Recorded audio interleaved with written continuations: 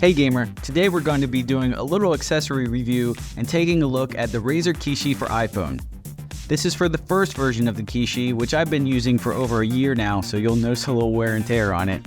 We'll talk a little later on V2. So let's gear up and get into the review. The Kishi is a mobile controller developed by Razer and has versions for both Android and iPhones. Its standout feature is that its collapsible design makes it easy to take with you. Its button layout takes cues from the Xbox controller, and on the back you'll find latches to release the sides, which are attached together with this elastic band. Your iPhone directly connects via the lightning jack, and then you simply stretch the sides over the end of the phone. You'll notice a slight wiggle between the phone and the controller, but unless you're a gamer that death grips your controller, you should be fine.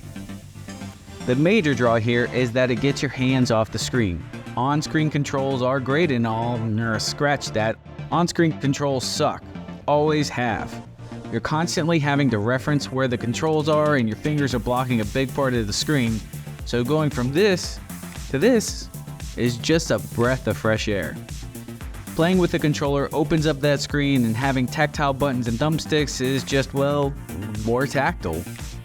And this thing is designed well. There are slits that channel the sound from the iPhone speakers, the buttons feel nice, the triggers have good throw, and the thumbsticks are tall enough for me and not little nubs like the PlayStation Vita. Speaking of PlayStation, that's the original reason why I bought the Razer Kishi, so I could remote play with my PS5. Once you get the mental transition of the Xbox layout to the PlayStation layout, it works great. I know that the PlayStation Portal is coming out soon, but it's kind of already here with controllers like the Kishi. For Apple Arcade games, if the game is controller supported, it works with this controller. It's perfect for racing games, platformers, and beat-em-ups.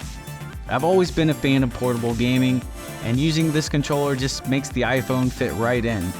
I'm using it with my iPhone 13 Max, but I had an iPhone SE before and it worked fine with that too.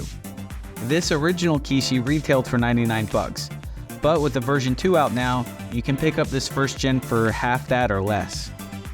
The version 2 looks like they've improved the ergonomics a bit and made the connection bridge a bit stronger by losing the strap, but honestly, I love the way that this thing collapses down and I can just throw it in my backpack.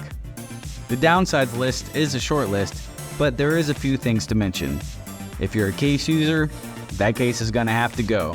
My case is pretty slim and I have to take it off, but my case peels off pretty easily. But if you're like an OtterBox user, this process is gonna be a little bit more cumbersome. And this part isn't so much of a con, but just something to be aware of, is that this is not a Bluetooth controller. So you can't repurpose this thing to use as a controller for your computer or iPad, which I think is an attribute really. Because of its direct connection, you experience very low latency, and it does have the lightning port pass-through for charging, but it's only for charging. You can't plug in headphone adapters or anything like that. And the last thing I'll mention is that there's a touch of a learning curve on how to put it back together. It's not rocket science or anything, but do it for a little while, you'll get used to it. It just doesn't snap back together after you take out your phone. So getting to my rating, I'm giving the Razer Kishi first gen a very well-deserved 4.5 out of 5. And I'm not being paid for this review by anyone or anything, it's just a really good design piece of kit. There are some affiliate links in the description for the first gen and version 2 if you want to get one for yourself. But that about does it for this review. Be sure to like and subscribe for Apple Arcade game reviews, accessory reviews, and top 5 lists. Catch you next time.